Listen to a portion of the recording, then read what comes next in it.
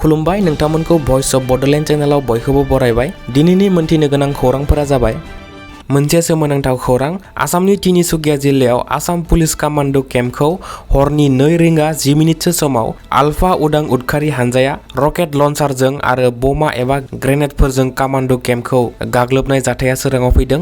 बेनि उनाव आसाम कमांडो आरो आलफा उदां उदखारिफोरनि गेजेराव खमैबो 30 मिनिटसो सम फायारिं एबा गावलायलायनाय जायो। खौरांनि बादिब्ला आलफाया खमैबो गंब्रैनिफ्राय गंबाहालागै रकेट प्रपाल्ड ग्रेनेड एबा रकेटजों गावग्रा बमाखौ गावहरदोंमोन, जाय जाथायाव आसाम कमांडोनि 4 कमांडोफोरा गोब्राब जोखोम जायो आरो सासेखौ जोबोद क्रिटिकल कन्डिशनाव दं होनना खौरां मोनदों। आलफा उदखारि हानजाया 30 मिनिटसो गावलायनानै खारखोमा लांजोबो होनना खौरां मोनदों। बेनि उनाव गोब्राब जोखोम जानाय कमांडोफोरखौ डिब्रुगड़नि हस्पिटालसिम लांनाय जायो।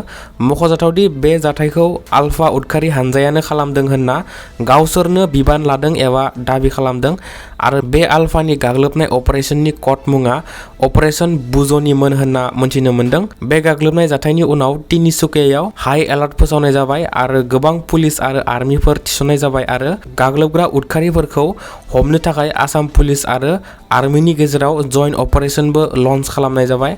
मख'जाथावदि आलफा उदाङा आपार आसाम बाहागोआव बांसिन एक्टिभ जानायखौ मोनथिनो मोनदों। बेनि सायावनो आसामनि बारग' गिबि मन्त्रि डक्टर हेमन्त बिश्व शर्मा बिथाङाबो जाथायनि सायाव सोंखारियो आरो आर्मी आरो पुलिसा काउन्टार इन्सार्जेन्सि अपारेशन लन्च खालामबाय आरो जाय जाथाय खालामग्रा उदखारिफोर बिसोरखौ थाबैनो हमनानै साजा होनाय जागोन होनना बारग' गिबि मन्त्रि डक्टर हेमन्त बिश्व शर्मा बिथाङा फोरमायो।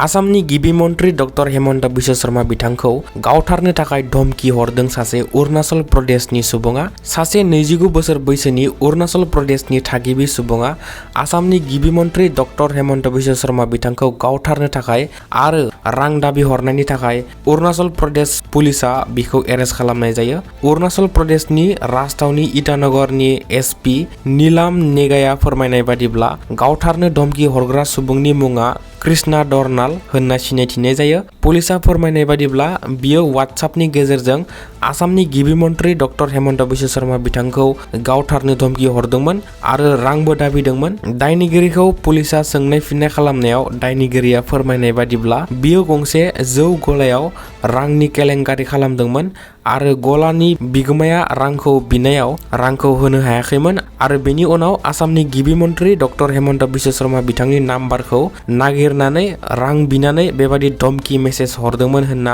मोनथिनो मोनदों। खौरांनि बादिब्ला दायनिगिरिखौ नायबिजिरनो थाखाय अरुणाचल प्रदेश पुलिसा आसाम पुलिसनो गथायना होबाय होनना खौरां मोनदों। बिटिसिनि चिफ हाग्रामा महिलारी बिथाङा बेरेखा दोलोफोरा सोंखारिनायखौ गोख्रों फिनजाथाय होनायखौ नुनो मोनदों। बिपिएफ दोलोआ मुस्लिम माइनरिटिफोरखौ इभिक्सन बायदिफोरनिफ्राय रैखा खालामबोदों आरो गोबां जाति जनगोष्ठीखौ माबादि मदद खालामनानै बाथ्रा बुंबोदों बयबो मिथिगौ। लोगोसे राजबंशी हारिनि सायाव बिपिएफ दोलोआ मा मदद एबा बाथ्रा बुंबोदों बेखौ गासै रायजो राजाफोरानो मोनथियो होनना बिथाङा बुङो। बेनिखायनो बिपिएफ दोलोआ गोबां गुबुन गुबुन जाति जनगोष्ठीफोरनिफ्राय भट मोनना देरहागोना रोखा होनना बिटिसिनि गाहाय हाग्रामा महिलारी बिथाङा बुङो। बोथोरखौ लानानै भारतनि मिरु बोथोर बिगियाना सांग्रांथियारि खौरां फोसावनानै होदों। भारतनि सा सानजा ओनसोलाव बे सप्तायाव गोबां अखा बारहुंखा फैनायनि जाथावना दं होनना मिरु बोथोर बिगियाना फोसावना होदों। बेनि गेजेरावनो मिरु बोथोर बिगियाना आसामनि मोन 26 जिल्लाफोराव येलो एलार्ट फोसावना होनाय जादों। मिरु बोथोर बिगियाना फोसावना होनाय बादिब्ला बेफोर जिल्लाफोराव घन्टायाव 50 निफ्राय 60 किलोमिटार गोख्रैथिजों बार अखा फैनो हागौ होनना फोसावना होदों। आसामनि मोन 26 येलो एलार्ट फोसावनाय जिल्लाफोरनि मुंफोरा जाबाय क'क्राझार, धुबरी, खोला सालमारा, बङाइगाव, चिरां, गवालपारा, बरपेटा, बिजनी, बाक्सा, नलबारि, तामुलपुर, उदालगुरि, कामरुप मेट्र, मरिगाव, सोनाब कार्बि आंलं, नगाव, सनितपुर, हजाय, डिमा हासाव, काछार, हाइलाकान्दि, कार्बि आंलं, बिश्वनाथ आरो गलाघाट बेफोर जिल्लाफोराव मिरु बोथोर बिगियाना येलो एलार्ट फोसावना होनाय जादों। गुबुन गुबुन बोसोरफोरनि बादिनो देग्लायबो बावखुंग्रि फोरबोखौ गाजा गोमजायै खुंफुंनाय जागोन। बेनिखायनो बावखुंग्रि फोरबोनि खालारखौ खुंफुं आफादा फोसावनानै होबाय। फैबाय थानाय 12, 13 आरो 14 खालार खालि सानथामनि हाबाफारिजों बावखुंग्रि फोरबोखौ गाजा गोमजायै खुंफुंनाय जागोन। बेनि सायावनो बिटिसिनि बावखुंग्रि बियाबनि MCLA धनेस्वर गयारी बिथाङा फोरमायना होयो। बे फोरबोआव देग्लायबो गोबां बादायलायनायखौ खुंफुंनो थाखाय आखायाव लानायखौ बिथाङा फोरमायना होदों। हाजो गाखोनाय बादायलायनाय, मोसानाय बादायलायनाय, गिला गेलेनाय बादायलायनाय, खमलायनाय बादायलायनाय, बैसागु मोसानाय बादायलायनाय आरो बायदि बायदि बादायलायनाय आरो हाबाफारिफोर लानाय जादों। बान्थाया 25,000निफ्राय 50,000सिमहालागै जागोन। बेनिखायनो गासिबो रायजो राजाखौ हाबाफारियाव बाहागो लाफैनो थाखाय खुंफुं आफादनिफ्राय बिटिसिनि MCLA धनेस्वर गयारी बिथाङा फोरमायथिना होयो। फैबाय थानाय 9 एप्रिल खालि जानो गोनां आसाम बिधानसभा बिसायख'थिनि थाखाय गासिबो दोलोनि सायख'जानाय बिजाथिफोरा मा खालामोब्ला आरो माबोरै देरहानो हागोन बेनि सायाव गुबुन गुबुन आयदाजों बिसायख'थि फोसावदिं मेल आरो रेलि बायदिफोर लाबाय थानायखौ नुनो मोनगासिनो। थिग बेबादिनो एबसुनि बारग' आफादगिरि दिपेन बर' बिथाङाबो उदालगुरि समस्तिनिफ्राय UPPL दोलोनिफ्राय देरहानानै MLA जानो थाखाय थाद'नाय गैयै बायदि बायदि हाबाफारि लाबाय थानायखौ नुनो मोनगासिनो। थिग बेबादिनो दिपेन बर' बिथाङा जुदि देरहानानै MLA जानो हायोब्ला मा खामानि मावगोन बेनि सायाव मोन 8 गेरेन्टि आरो मोन 36टा रादायफोरखौ फोसावनानै होनायखौ नुनो मोनदों। दिपेन बर' बिथाङा होनाय मोन 8 गेरेन्टि आरो रादायफोरा जाबाय: सेथियाव बर' गोजोन गोरोबथा 2020खौ मावफुंनायनि थाखाय हाबाफारि। नैथियाव सोलोंथायारि फसंथानफोरनि थाखाय हाबाफारि। क'क्राझारनि उनाव उदालगुरिखौ सोलोंथाइ फसंथाननि मिरु महरै जौगानाय जागोन। थामथियाव फरायसा आरो लाइमोनफोरजों सोमोन्दो गोनां हाबाफारिफोर।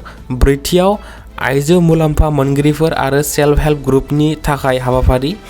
बाथियाव बैसोगोरा नोगोरारिफोर आरो सुबुंफोरनि जौगानायनि थाखाय हाबाफारि। बाथियाव इसिं दाथायारि जौगानायनि थाखाय हाबाफारि। स्निथियाव हाजों सोमोन्दो थानाय आयदाफोरनि थाखाय हाबाफारि। दाइनथियाव धोरोमारि उनमोनथाइखौ संरैखा खालामनायनि हाबाफारि। बेफोर मोन 8 गेरेन्टिखौ दिपेन बर' बिथाङा देरहानानै MLA जायोब्ला मावफुंगोन होनना फोसावना होदों। जाय समाव सोरखाराव थाखानाय BPF दोलोआ फैबाय थानाय आसाम बिधानसभा बिसायख'थिनि थाखाय गोख्रों साखाफारा जानायखौ नुनो मोनदों। बे समावनो BPF दोलोनि मोनसे जोबोद गिदिर खहा जानायखौ नुनो मोनदों। 19 नं थुरिबारि BTC बियाबनि MCLA खालिलुर रहमान बिथाङा सोरखाराव थाखानाय BPF दोलोखौ मैया नागारबाय। नागारनानै बबे दोलोआव जयेन जागोन दासिम मोनथिनो मोननाय जाथ'वाखै। मैया BPF दोलोनि गाहाय हाग्रामा महिलारि बिथांनिसिम रेजिगनेशन लाइजाम दैथायहरनानै 19 नं थुरिबारि बियाबनि MCLA खालिलुर रहमान बिथाङा BPF दोलो नागारनाया रोखा जाबाय। बेनि अनगायैबो आरोबाव मोनसे BPF दोलोनि गिदिर खहा। BPF दोलोनि सासे गोख्रों दैदेनगिरि मिरु BPFनि CWC सोद्रोमा एबा बारग' DFO प्रमद कुमार ब्रह्म बिथाङाबो मैया BPF दोलो नागारबाय। बेनि अनगायै BJP दोलोनिफ्रायबो गिदिर खहा जानायखौ नुनो मोनदों। BJP दोलोनि बारग' MCLA राजीव कुमार ब्रह्म बिथाङा मैया BJP दोलो नागारबाय। गुबुन फारसेथिं BPF दोलोआ मुलाम्फाबो जानायखौ नुनो मोनदों। बिटिसिनि मोनसे समनि बारग' MCLA UPPL दोलोनि मैखोम दैदेनगिरि मदन महन मुसाहारि बिथाङा मैया UPPL दोलो नागारनानै BPF दोलोआव जयेन जाबाय। बे समाव भइस अफ बड'लेण्ड चेनेलनिफ्राय जानानै माखासे सांग्रांथि फोसावनो थाखाय आखायाव लानाय जादों। फुड एन्ड ड्राग एडमिनिस्ट्रेशननि गनायथि गैयाजासे दासान्दि मुलि फाननाय बायनायनि बिजनेस सोलिगासिनो दं जोंनि माखासे स' कल्ड बर' इनफ्लुएन्सारफोरनि गेजेराव। ससियेल मिडिया बायदिफ्राव माखासे बर'नि इनफ्लुएन्सारफोर जायफोरनि फेमिलि हिस्ट्रि आरो ससियेल रेकर्डफोरानो मोजां नंखाया आरो जेबो मेडिकेलफोरनि डिग्री गैया, सार्टिफिकेट गैया, जिर' नलेज सुबुंफोरा ससियेल मिडिया बायदिफोराव मुलि फाननाय बायनाय बायदिखौ सोलिगासिनो थानायखौ नोंथांमोना नुगासिनो दं जानो हागौ। बेफोरबायदि सुबुंफोरनिफ्राय गासै बर' रायजो राजाफोरा सांग्रां जायोब्लानो जाबाय। बेफोर गासैबो MLM बिजनेस गोजा। गुवाहाटि बायदि गिदिर गिदिर नोगोरफोराव बेफोरबायदि MLM बिजनेसा गोबां सोलियो। बेफोरखौ गासैखौबो मोनसे स्केम होननानै बुंनो हायो। नोंथांमोना नुगासिनो दं जानो हागौ ससियेल मिडिया बायदिफोराव नाम्बार होनानै मानसि लेंहरनाय आरो नंखाय आरो गिनो गोनां मुलिफोर प्रडाक्टसफोर फाननाय। बेफोर MLM बिजनेस जानायलाय बिसोरनि खामानिया जेसेबां हायो जोंनि गामियारि ओनसोलनि सिदा सादा आनएमप्लयमेन्ट खामानि गैजायै सुबुंफोरखौ फुस्लाय लेंहरनानै बेफोरबायदि स्केम बिजनेसाव सोना होनानै फासायहोनानै रां खामायनाय। बिसोर जा प्रडाक्टफोर फानगासिनो गासैबो गभर्नमेन्ट सार्टिफाइड नङै प्रडाक्ट गोजा। जोंनि सिदा सादा गामियारि बर' सुबुंफोरा बेमार आजार जानायाव, सानख'नो हायै जानायाव बबेखौ जायोब्ला हामगौ बेखौ सानो आरो हामगोन जां साननानै बिसोरबादि नलेज गैयै सुबुंफोरनिफ्राय MLM प्रडाक्ट मुलि बायदिफोरखौ बायनानै जानायखौ नुनो मोनदों। नाथाय नोंथांमोना बेफोरखौ बायना दाजा, मोजां हस्पिटाल बायदिफोराव थां। बेफोरबादि मुलि मेडिसिन बायदिफोरखौ बिसोरबादि जेबो रोंगौथि गैयै सुबुंफोरनिफ्राय बायना जानो नाङा। बेफोरबादि मुलिफोरनिफ्राय गोबां साइड इफेक्ट जायो, जेरै किडनि गाज्रि जानाय, लिभार गाज्रि जानायखौ नुनो मोनो। बिसोरबादि स' कल्ड इनफ्लुएन्सारफोरनि खामानिया आनसार्टिफाइड मुलि प्रडाक्टसफोर फाननानै फैसा खामायनाय आरो बुरखाय बुरसि मानसि लेंहरनानै रां खामायनाय। बेनिखायनो साफ्रोम बर' रायजो राजाफोरा बिसोरबादि नंखाय सुबुंफोरनिफ्राय गोजानाव थानांगौ आरो सांग्रां जानो नांगौ। दिनैनि रादाबा एसेनोसै। बेबादिनो सानफ्रोमबो गोनां खौरां मोनबाय थानो थाखाय भइस अफ बड'लेण्ड चेनेलखौ साबस्क्राइब खालामना लायोब्लानो जाबाय। Thank you.